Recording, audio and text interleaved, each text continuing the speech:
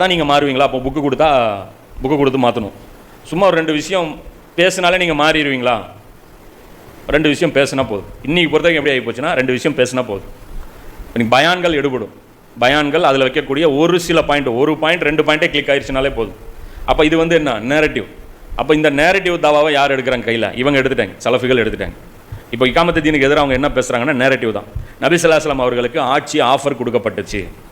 அப்போ அந்த ஆட்சி ஆஃபரை ஏன் இவங்க நிராகரித்தாங்க?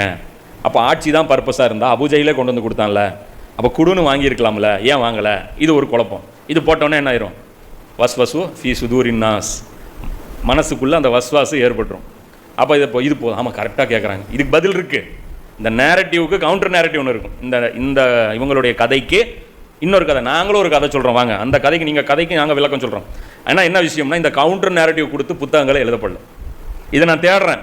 நான் தேடுறதெல்லாம் முஜாஹித் இப்னு ரஷீனுடைய, இவங்களுடைய அந்த முபாரக் மதனி, இவங்களுடைய ஆர்குமெண்ட்ஸுக்கு ரிப்ளை என்ன நான் தேடுறேன், எங்கேயுமே கிடைக்க மாட்டேங்குது. இவங்க சிலபஸ்லேயே அது இல்லை. இதுக்கு பதில் கொடுத்து எழுதியிருக்கணும்ல. இவங்க பட்டியல் ஒரு 15-10 கேள்வி வைக்கிறாங்க. ஆட்சியை விரும்பக்கூடாதுன்னு இஸ்லாம் வலியுறுத்தி பேசுது. ஆட்சி விரும்பக்கூடாது, விரும்புவவர்களுக்கு ஆட்சியை தரமாட்டேன் என்று சொன்னார்கள். இவரே பேசுவார். ஆட்சி தரமாட்டேன் என்று சொன்னார்கள். ஆனால் இவங்க என்ன பண்ணுறாங்க? ஆட்சி தான் நமது இலக்குங்கிறாங்க. இது எப்படி? இது அடுத்த ஒரு வஸ்வாஸ். அது சொல்கிறாங்க, நஜ்ஜாஷி மன்னரிடம் நபி ஸல்லல்லாஹு அலைஹி வஸல்லம் அவர்கள் அனுப்பினார்கள். அப்போ நஜ்ஜாஷி மன்னர் மட்டும் மன்னர் இல்லையா? அங்கே இருக்கக்கூடிய ஆட்சி அகற்றப்பட வேண்டிய ஆட்சி இல்லையா? அப்போ மன்னர் ஆட்சி தவறு இல்லையா? இது ஒரு நேரட்டிவ்.